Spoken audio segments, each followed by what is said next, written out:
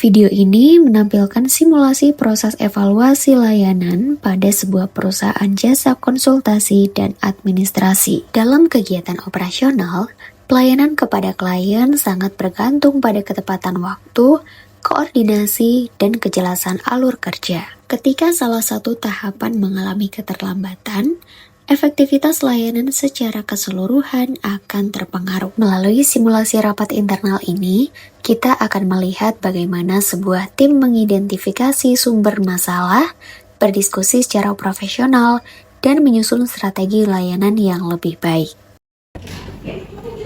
Baik, terima kasih semuanya sudah hadir. Kita menerima laporan adanya keterlambatan proses administrasi dari salah satu klien. Sebelum kita mulai diskusi, saya ingin mendengar terlebih dahulu bagaimana proses berjalan minggu ini. Tia, silakan. Baik Ibu, seharusnya saya mulai menyusun itu pada hari Senin. Tetapi berkas yang data pendukung itu baru masuk Selasa siang. Jadi saya baru bisa mulai mengerjakannya pada saat itu. Untuk data pendukung dari divisi mana? Dari tim data Ibu, saya menunggu software-nya. Betul Ibu, kami memang sedikit terlambat karena menunggu verifikasi dari bagian keuangan. Ya, invoice revisi dan klien baru masuk malam sebelumnya. Jadi saya tidak bisa langsung menyerahkan finalnya. Baik, jadi keterlambatan dimulai dari revisi keuangan ya? Tidak hanya itu, Bu. Kalau keterlambatannya sudah beberapa minggu terjadi. Jadi data sering masuk itu tidak konsisten waktunya, sehingga pengolahannya itu ikut mundur. Kami juga sering menyesuaikan dengan perubahan mendadak dari klien Ibu. Kadang revisi data malam hari, jadinya semua harus bergeser. Dan ketika itu terjadi, klien mengeluhkan itu kepada saya, Bu, yang mana mereka merasa bahwasanya prosesnya tidak sesuai dengan timeline yang dijanjikan. Dan saya juga kesulitan untuk memberikan informasi mengenai timeline-nya karena kami juga tidak memiliki timeline internal yang jelas. Baik, apakah permasalahan yang di sini sudah sesuai dengan diskusi kita hari ini?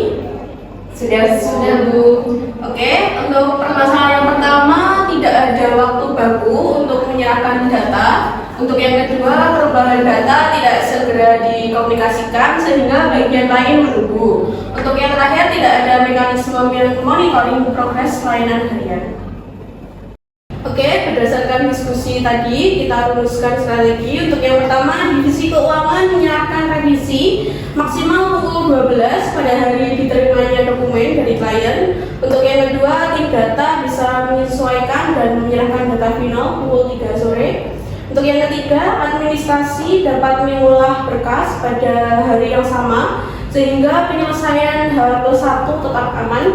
Untuk yang keempat, customer relation memberikan update progress ke klien setiap selesai satu tahapan.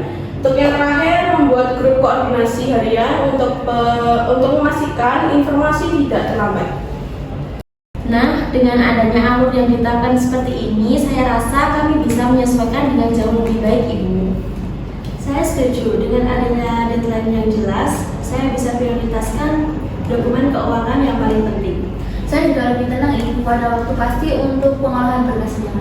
Betul Bu, dengan adanya tahapan ini, perkembangan ini, saya juga bisa menjelaskan ke klien dan lebih profesional lagi.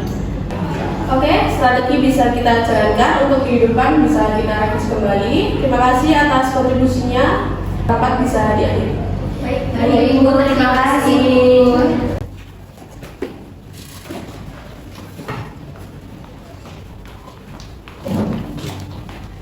Melalui simulasi ini, kita melihat bagaimana proses evaluasi internal dilakukan untuk menjaga kualitas layanan di perusahaan. Identifikasi masalah, komunikasi antar divisi, serta penyusunan strategi yang terstruktur merupakan langkah penting dalam menciptakan layanan yang lebih cepat, akurat, dan bertanggung jawab. Penerapan strategi tersebut diharapkan dapat meningkatkan kepuasan klien dan memperkuat budaya layanan prima di lingkungan kerja.